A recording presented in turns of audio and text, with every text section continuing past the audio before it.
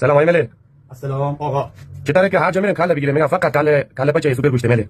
الان خدمت عرض کنم ما کله پاچه را بعد از اینکه از کشتارگاه شستیم برده بنده خدا قشنگ میسوزونه با دست با کارباش خونگی تلات تمیزش بکنه میاره مغازه. کله پاچه 6 تا دوش داره، 2 تا زیر فکشه، 2 تا دو تا لوکشه، اما بنا گوشش، 2 تا کنج حلقشه. بعدش هم رودم آقا بعد بکنم کرم چیزی که توی رو پیش میشه در بیارم.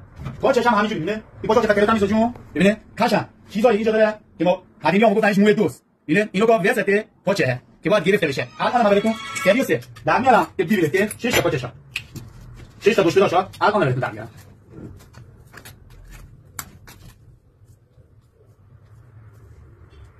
یکی دوش بید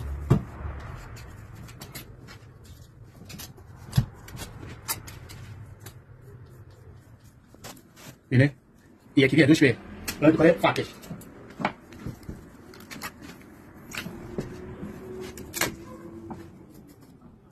بینه کنجه حلقش 2 تا دوش بده.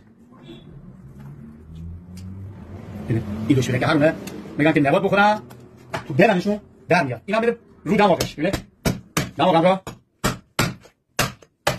به این حالا میزنه. الان بینه اینجا جایگاه کرماه که الحمدلله این کرم نداره. کرم هم چیزی نیست. اینا سینا زیر میگیرن کرم میشه. بینه بینه این دماغ تلات تمیز خوب جای کرم زده شده تمیز. بینه هیچ دلنگرانی دیگه نداره. حالا بعضیا دوست دارن این دندوناش زده شه. ما میزنیم دندوناش. بینه بینه این طرف 2 تا دوشه زیر فکش میگه گفتمتون این یکیش این هم 2 تاش. بینه نادوش بده که خوب نیست.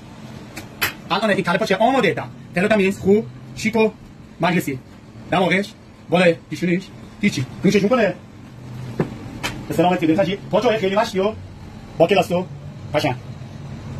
بینه این هم از کله پاچه آماده تا که هیچ دل نگرانی نداشته باشه. از لحاظ داشته از لحاظ تمیزی کله اینه که سوپر گوشت مله همه شیفتش اصلا به خاطر همین کاره. خدا بخیر. خدا نگهدارتون.